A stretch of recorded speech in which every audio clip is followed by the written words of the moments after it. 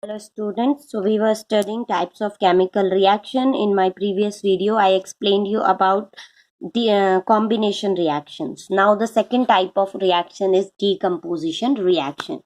Now what are decomposition reactions? Simply the inverse of combination reaction is known as decomposition reaction. In combination reaction you see that you have two or more than two reactant, and then after the chemical process it converts into a single product. That was a combination reaction. Now if we have only single reactant and after the chemical process it converts in two or more than two simpler products, that reaction will known as decomposition reaction. That means you have single reactant and after chemical reaction you will get two or more product. Now there are kind of agents you need for a decomposition reaction to take place, because you know that if we have a simpler compound, for example ABC, so these ABC elements are held together by the chemical bonds between them, and in order to break these bond you need to supply some kind of energy so that the bonds between them breaks off and you get the simpler product. Okay, so those energies can be supplied in three ways. First is heat energy. Now if you supply a heat energy and decomposition reaction take place, that kind of decomposition is known as thermal decomposition. Now if you supplied light energy and again decomposition reaction take place, that kind of decomposition reaction is called photochemical decomposition. Third kind of decomposition is electrolysis, in which we pass electricity through the through the reactant, and then that reactant breaks in the simpler product. That is known as electrolysis. The first, thermal decomposition. I have given you the notes in which three equations were written. First was ferrous sulfate. Ferrous sulfate on heating H2O, I write the equation like this. Now here H2O, what H2O represents here is ferrous sulfate. Actually the crystal of ferrous sulfate has the formula this, FeSO4.7H2O, which is of green color. Okay, now when you heat it, what happens? The water gets vaporized and you get FeSO4, which is in white, which is of white color. Okay, now on further heating, what happened? That FeSO4 converts into ferric oxide, sulfur dioxide gas and sulfur trioxide gas. Now these gas, sulfur dioxide and sulfur trioxide, has a very pungent smell. Pungent means very sharp, bad smell due to the sulfur present in the sulfur dioxide and sulfur trioxide. Second example I have given you of calcium carbonate. You have studied about calcium carbonate in calcium combination reaction as well. This is called limestone. When you heat it, this is the sign of heat. When you heat it, what happens? It convert into CaO, calcium oxide, which is known as quicklime, and carbon dioxide gas is released. The other example was lead nitrate. PbNO3 whole twice. If you heat lead nitrate, what will happen?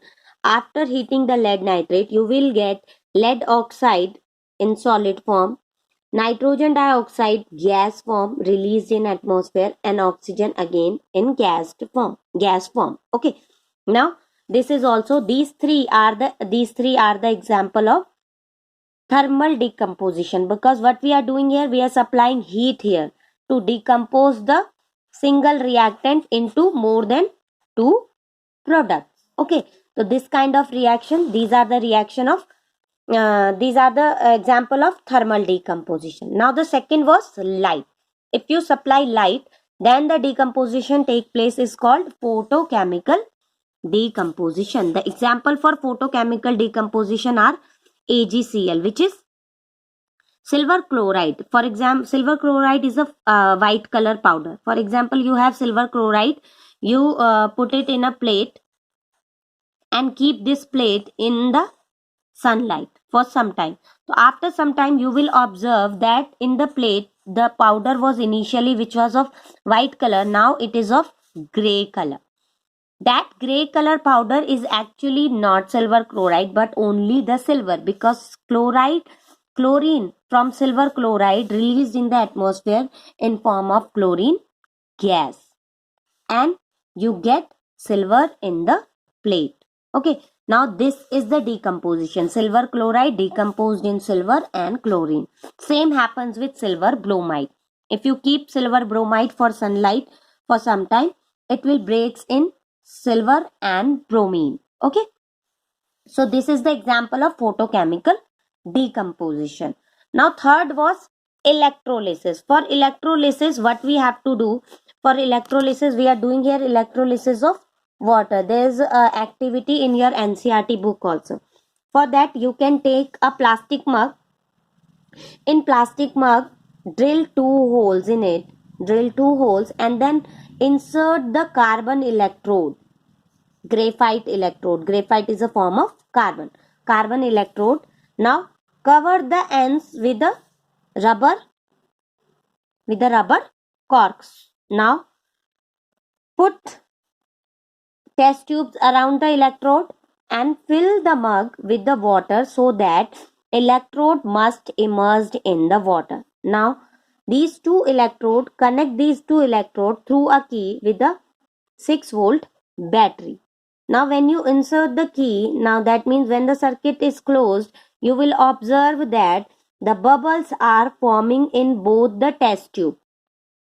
Now how will you know what kind of bubbles are these? For that, what you do, you take out the test tube from the mug and put a hand on it like this, so that the gas inside it, which is forming the bubble, will not escape.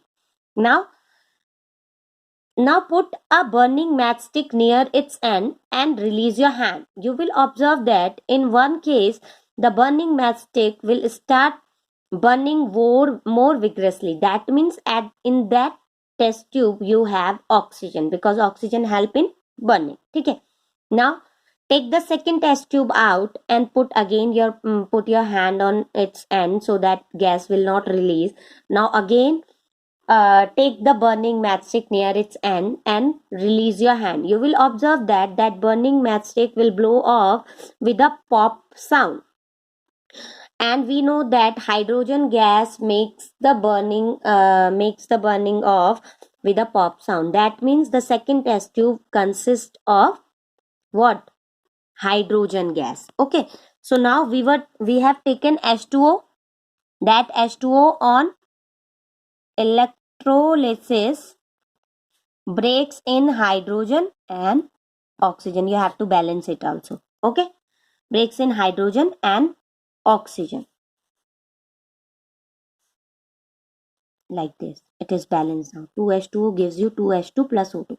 Here you can see that for O2 was in one part and hydrogen was in two part. That means hydrogen you will get in double as compared to the oxygen. You will get hydrogen double as compared to oxygen, because in H2O also you can see that hydrogen two parts and oxygen is one part. So on electrolysis you will get one part oxygen and two part hydrogen. So the bubbles in the test tube in which the hydrogen is released will be more than that of the oxygen. Okay. Now these are the three types of decomposition: thermal decomposition, photochemical decomposition and electrolysis. Now one more thing which you have to note here is all these reactions are endothermic. All these reactions are endothermic, because I told you that endothermic reactions are the reaction which absorbs energy to perform the chemical reaction. So here you can see that heat is absorbed by all these reactant and then they convert into the product. Here what happened, these reactant uses the sunlight and then breaks down in simpler product. Here we are giving the energy, electric energy. So in all these cases, what is happening here, energy is giving energy, you are giving the energy for the reaction to take place. That means these kind of equations are endothermic equations. These all are endothermic equation in which energy is used. Now we can say that photosynthesis, sorry, okay, what happened here? Photosynthesis equation is also endothermic. endothermic. How can you say that? Because in photosynthesis, what happen? Plants uses sunlight form of energy, है ना? So photosynthesis is endothermic reaction. So that's all from decomposition reactions. Thank you.